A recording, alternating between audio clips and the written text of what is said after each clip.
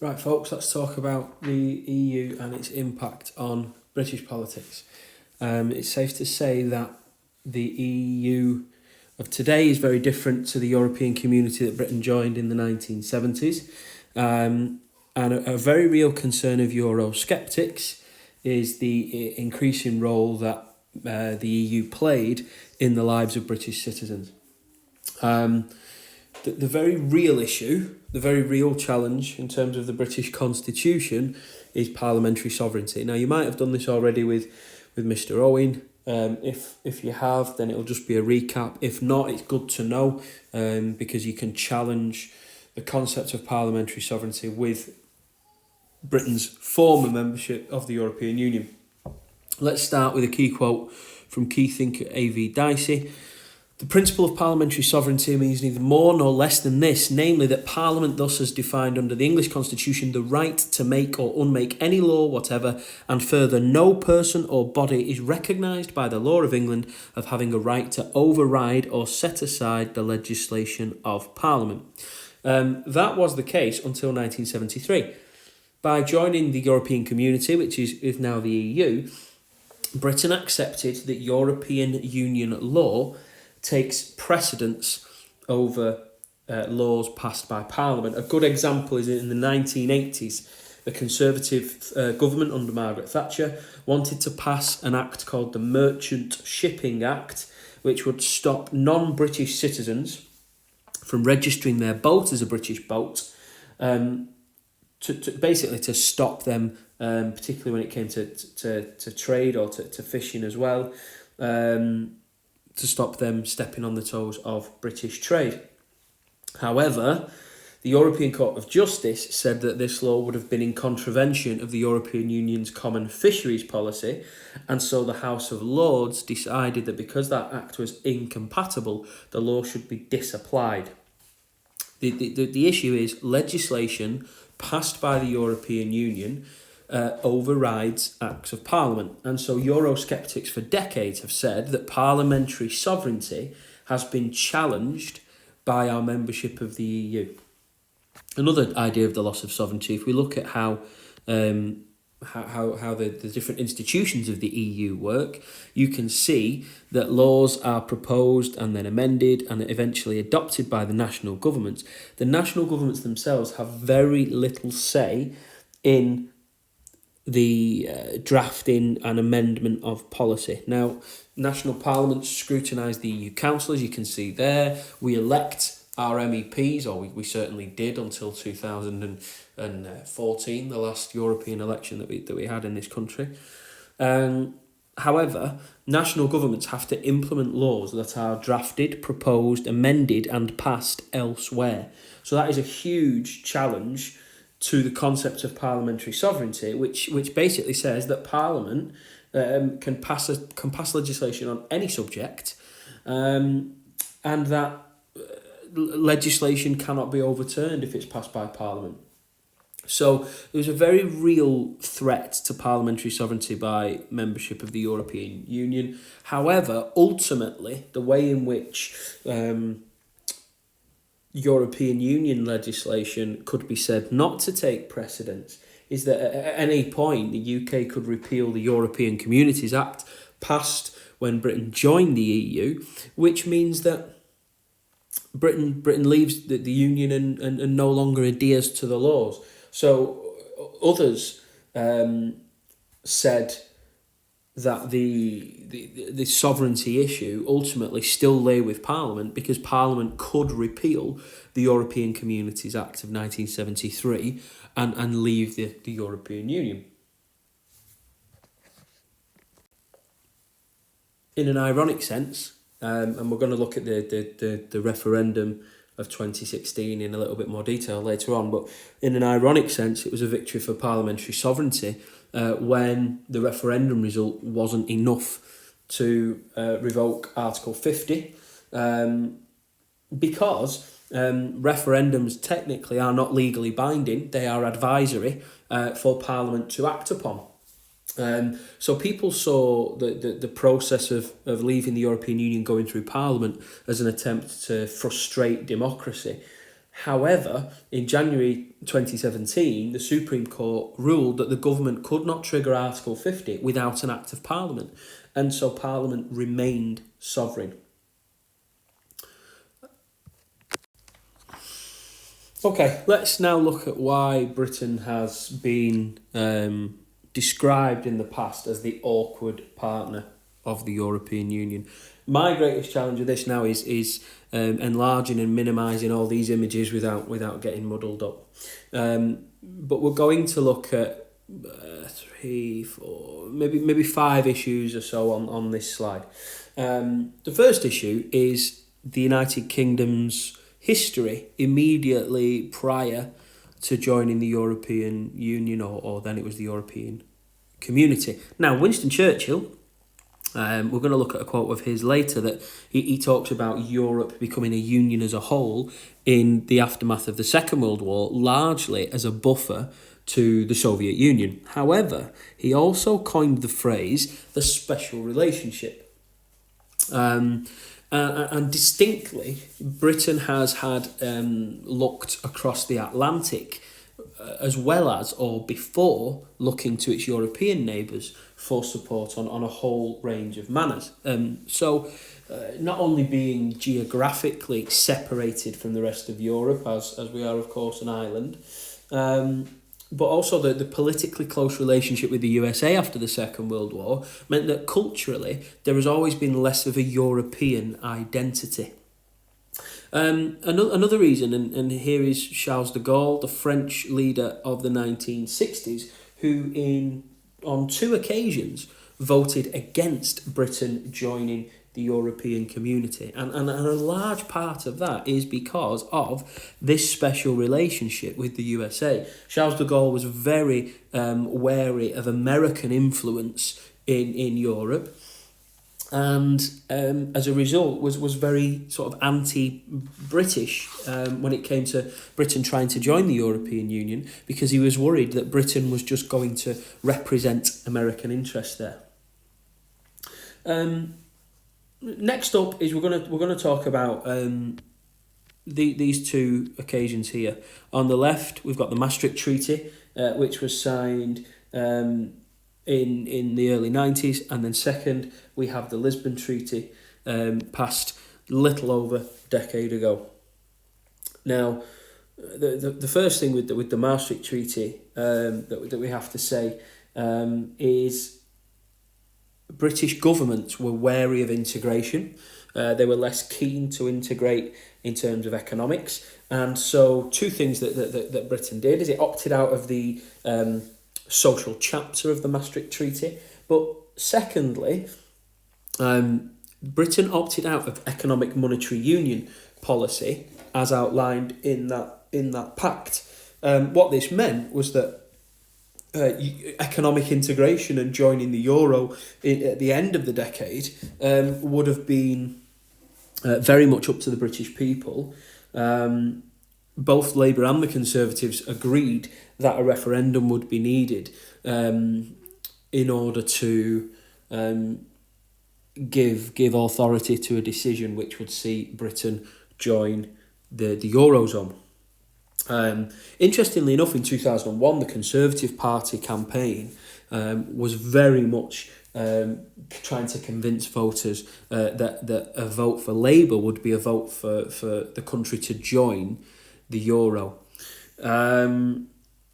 Therefore, Euroscepticism from the Conservative Party was prominent at that time. 2 years later, after Blair's victory and re-election, Tony Blair said, well, we haven't met the economic tests that the country set out, so we will not be making any move to join the euro. But popularly, there was no mood in the country for joining the Eurozone. Secondly, the Lisbon Treaty, which was signed in the late years of the first decade of this century. Britain opted out from the Lisbon Treaty, and there was a protocol to say that basically if rights are denied, that the EU Charter of Fundamental Rights could create these rights in national law. And so what the UK did is opted out to then say that the courts of the UK could not do that, and a British court could not judge a UK law to be inconsistent with human rights. That had to be done by the European Court of Human Rights. And so Britain had a history, stemming back, as far back as the 90s. Britain had a history of opting out of certain aspects of legislation. What we are going to do in a little bit is look at areas of policy that the EU was responsible for, which meant that Euroscepticism grew in the run-up to the referendum in 2016. Another thing that we want to talk about, and I can't believe I've missed them off. I had a picture of Macron and Merkel. There they are, right? So they will appear on your screen right now. There they are, Macron and Merkel. Another reason why British society and British popular opinion was sceptical of the EU is because the UK was in the minority in terms of states that opposed change. The UK, Labour or Conservative government, were very small c conservative over the growing powers and influence of the European Union. When you add to the fact that France and Germany in recent years have formed this partnership between them, certainly under Macron and Merkel, there is a scepticism that Britain will be basically in the minority, and therefore the UK became increasingly disillusioned because it felt as though it was being taken to a Europe which it wasn't necessarily comfortable being in. Okay, next up, we're going to look at political parties. We're only really going to focus on Labour and the Conservatives. For the record, the Liberal Democrats are almost entirely pro-Europe. However, another reason why Britain has been an awkward partner in Europe is this idea that there is no pro-Europe or Eurosceptic party. People talk about, well, it's the Conservatives that gave us the referendum and the Conservative Party that we left the EU under. But if you look here, Churchill post-war talked about a union of Europe as a whole. Conservative Prime Minister Macmillan applied for Britain to join the EC, so the first application in 1961 was made under a Conservative government. We actually joined the European Community in 1973 under Conservative Prime Minister Ted Heath. Margaret Thatcher, in the referendum 2 years later as Conservative Party leader, campaigned for a yes vote to stay in the European Community. And so to just label the Conservative Party as a Eurosceptic party is rather misleading. You cannot call David Cameron and George Osborne Eurosceptics in the way that you maybe would call this man.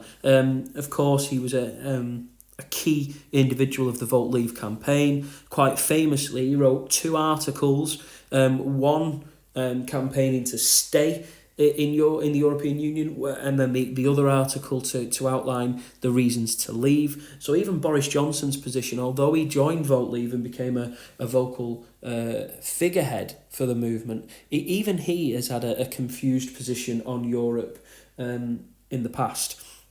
And so what we've got in the Conservative Party is they have this reputation of being a Eurosceptic party, but it's not as simple as that. It's the same in the Labour Party. You know, the Tony Blair years have given people the impression that the Labour Party is the pro-Europe party, and actually, it's not just Tony Blair as Labour Prime Ministers getting involved in Europe. In 1975, I told you that Thatcher was the Conservative Party leader campaigning to stay in the European Community. It was a Labour government at the time, led by Prime Minister Harold Wilson, and he held a referendum because of splits in his party. The reason why Jeremy Corbyn's position traditionally on Europe has been challenged is because he comes from the left wing of the Labour Party. And a lot of people spoke about the Lexit aspect of the Labour Party. Jeremy Corbyn has in the past been very sceptical of the European Union. On the right, the Conservatives that do want to leave the EU do so from a position of sovereignty, from a position that Britain has had its place in the world challenged and its authority of Parliament challenged by membership of the European Union. On the left, criticism of the EU is that it's seen as something of a capitalist club. Tony Benn, who was a leading figure on the left wing of the Labour Party in the 1970s and 1980s, you can see a key quote from him there. The EU has the only constitution in the world committed to capitalism. It destroys the prospects of socialism anywhere in Europe, making capitalism a constitutional requirement of that setup. So for your democratic socialists in the Labour Party, like Tony Benn, like Jeremy Corbyn, traditionally there has been opposition, and that's why it was a very difficult policy position for Jeremy Corbyn. Traditionally he had been sceptical of the EU, but as leader realised that lots of Labour voters, or traditionally Labour voters, were split on the issue as well. The more affluent city-dwelling Labour voters will largely remain. On the other hand, your white working class voters in the what was once the industrial towns of the north generally tended to be more Brexit. So the issue has always split the Conservative and Labour parties. There is no clear pro and anti-European political parties in terms of the major players. When it comes to Lib Dems, they're very much in favour of European Union membership. When it comes to UKIP, of course, UKIP and the Brexit Party were founded on that single issue, which was to leave. So let's look at Euroscepticism. One thing that sets the UK out, as you can see, is Labour and Conservative governments have had to deal with a population that is increasingly Eurosceptical. You can see there, do you trust the European Union? Only Greece trusted the European Union less in 2015 than did the people of Britain. And the people of Greece had very good reason not to trust the European Union, because the people of Greece felt that the austerity measures imposed upon those people following a financial crash in the country was a directive from the EU targeted at the Greek government. When actually, in fact, the election prior to the economic directives from the EU elected a left-wing socialist government which wanted to stimulate the economy through spending. So widespread mistrust of the European Union in Greece. It's also grown in France in recent years as well, with the Gilets Jaunes movement is linked to Euroscepticism. It isn't as simple as that movement, but there is an element of Euroscepticism within it. And as you can see, Britain way down that list. So generally what governments in the UK have had to deal with is they've had to deal with a popular mistrust of the EU.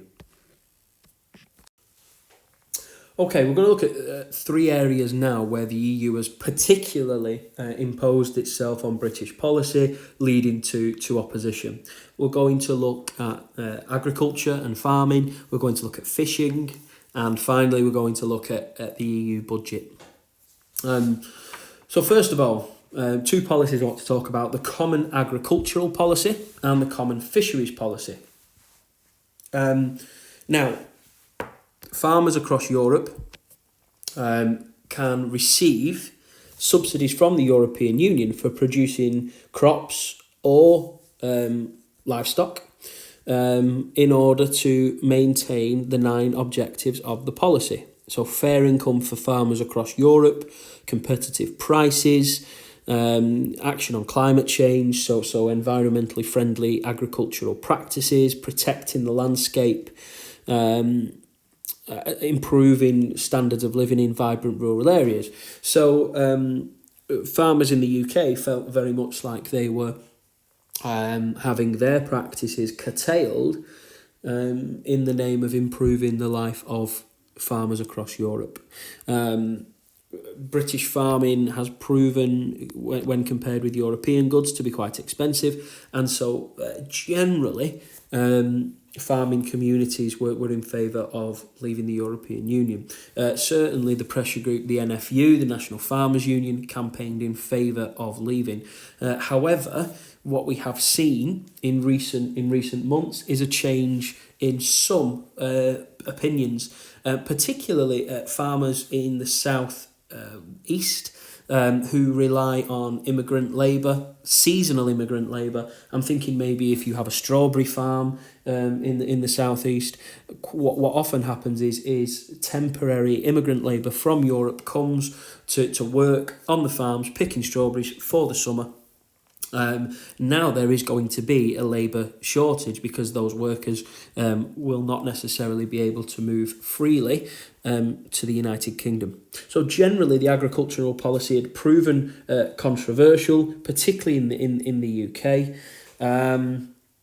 but it has had an impact. So I wouldn't necessarily put all farmers in the same boat. Secondly is the Common Fisheries Policy, which basically sets quotas for the amount and the types of fish that can be caught, and minimum prices are set. Now, you can see that these different seas have been set up, these different areas have been set up, and so a lot of British fishing is done in the Greater North Sea. What that means is that the North Sea British fishermen are in competition with European fishery. And so British fishermen who have never been a particularly affluent trader, it's never been a particularly affluent trade to be in, but they find themselves in competition with other European countries, have found that they've done worse off over the years, and they've said that quotas limit the amount of fish that they can catch, and competition means that foreign countries are able to take what they believe to be British fish. We could, of course, have a debate over the sea and who owns the sea and go into the politics of that. But all you need to know is that fishermen were very much in favour of leaving the European Union in order to remove those quotas. Finally, the European Union budget. Now, the European Union budget is called from and given to its member states. And the UK has traditionally been a net contributor. And a net contributor means that you put in more than you get out. Germany is the biggest, and by a significant amount. It's the biggest economy in Europe, and in some ways the strongest. And you can see there on that graphic that Germany, to the tune of a significant amount of money there. We're talking 17, is that 1.7 or 17 billion euros? It's a huge amount of money. The UK is a net contributor as well. A net contribution of the UK was 8.5 billion in 2015. You can see there that in 2016 it was 9.7 billion. It pales in comparison to Germany's 17. However, voters in the UK felt that money was being taken out of their pocket and taken elsewhere into Europe. And you can see that the 5 net beneficiaries, Poland received 11.6 billion more than it put in. Ultimately, the wealthier nations of the EU are going to pay in more, and the less affluent are going to take more out. When we talk about these figures, we can get lost. We hear the word billion and it sounds like a huge amount. Of course, famously, Vote Leave promised that this net contribution would mean £350 million a week that could be spent on the NHS. And there was a huge political debate over whether Vote Leave promised that or not. The day after the referendum, Nigel Farage was on television and said that such a promise had never been made to the British people, but instead suggested. But when we talk about the money that the UK puts in, that net deficit of, let's say, around 9 billion is roughly 1.5% of British public spending. The money that Britain gets back, Britain receives up to 5 billion euros, roughly £3 billion per year prior to leaving. A lot of that money went to farmers as part of the Common Agricultural Policy, and £1 billion went to precisely poorer regions of the UK. Northern Ireland and Cornwall in particular benefited from European Union subsidies. It's not just public sector, the private sector as well. In the EU, there's up to £1 billion for research funding, and of course the freedom of movement means that European students are free to travel Europe and study in other nations, but of course leaving the European Union means that will no longer be a possibility.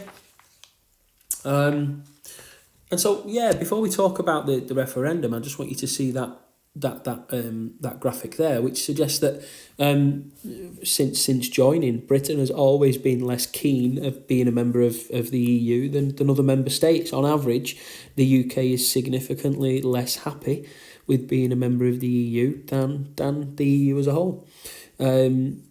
Of course, leading in 2016 to the Brexit vote, which we will talk about now.